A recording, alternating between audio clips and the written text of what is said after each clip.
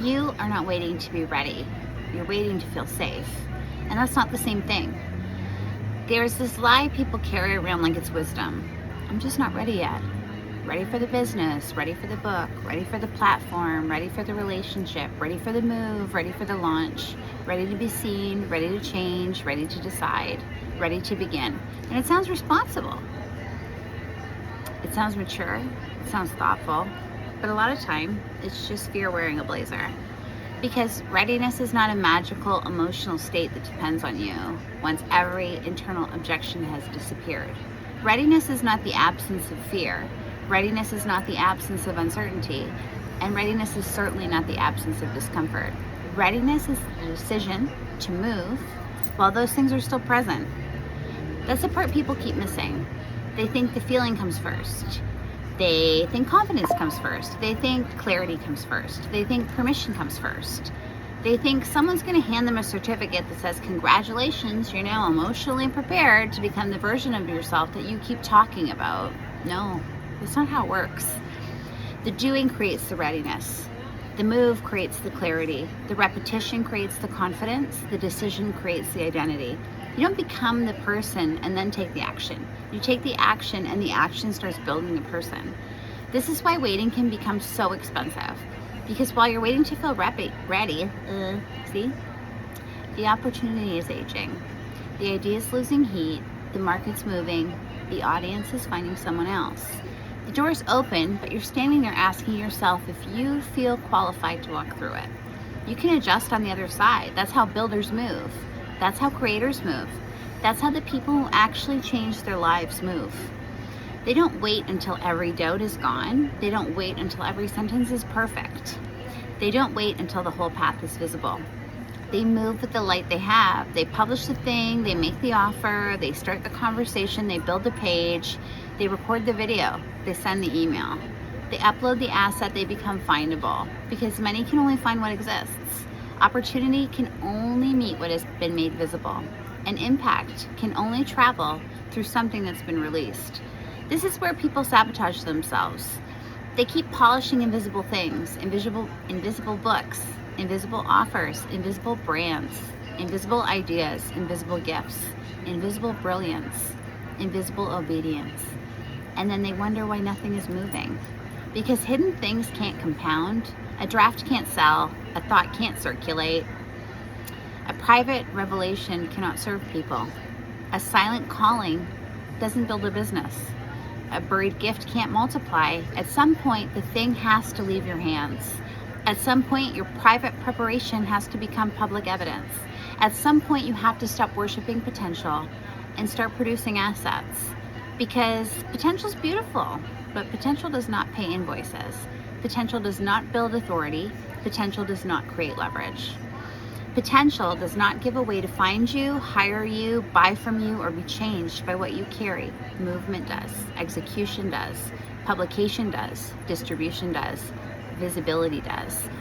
And that's where readiness becomes a trap, because readiness will keep moving the finish line. You'll say, I'll start after I understand the whole strategy. Then you understand the strategy and you say, I'll start after I feel more confident. Then you feel a little more confident and you say, I'll start after I have a better design. Then you improve the design and you say, I'll start after I have more time. Then you get more time and suddenly you need more research. More confirmation, more healing, more science, more clarity, more certainty. And the whole thing just becomes a loop. A very sophisticated loop, a very spiritual sounding loop, a very responsible looking loop, but it's still a loop. And loops do not produce outcomes. Decisions produce outcomes, action produces outcomes, completion produces outcomes, shipping produces outcomes.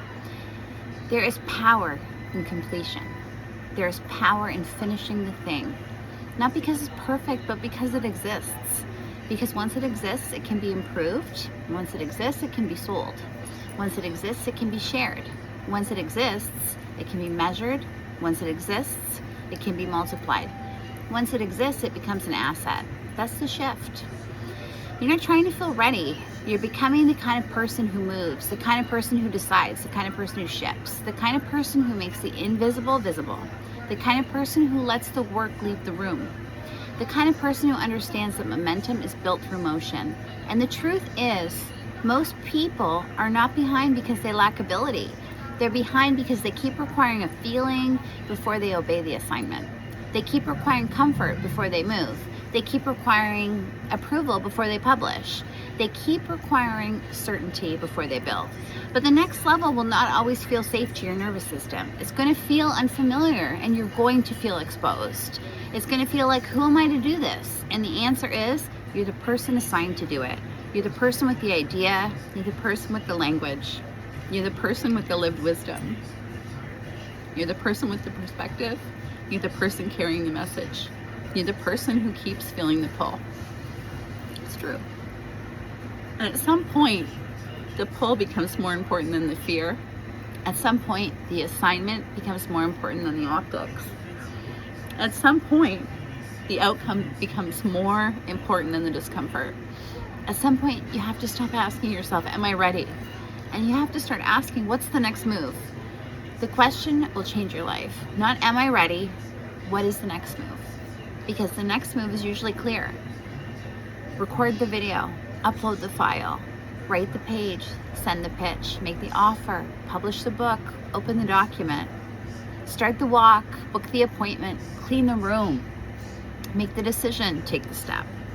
The next move is almost always simpler than all the drama surrounding it. And that's why the myth of readiness has to die, because your future doesn't need you to feel perfectly prepared. Your future needs you to be in motion. Your audience needs you in motion. Your business needs you in motion. Your healing needs you in motion. Your assignment needs you in motion. Your money needs you in motion. Your life needs you in motion.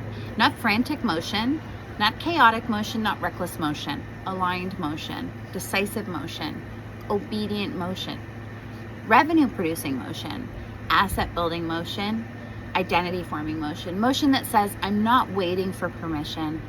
I'm not waiting for perfect conditions. I'm not waiting for fear to leave first. I'm moving because movement is how this becomes real. So here's the question. What have you been calling not ready that is actually just the next level asking you to move? Because the longer you keep calling it unreadiness, the longer you give yourself permission to delay. And delay is expensive, okay?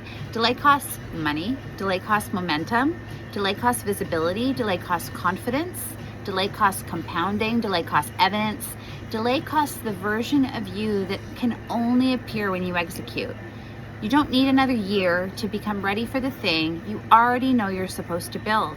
You need a move, one clean move, one visible move, one completed move, one asset in the world, one decision that tells your nervous system, your audience, your business, and your future, we're moving now. That's the work, that's the shift, that is the death of the myth. Ready is not a feeling you wait for.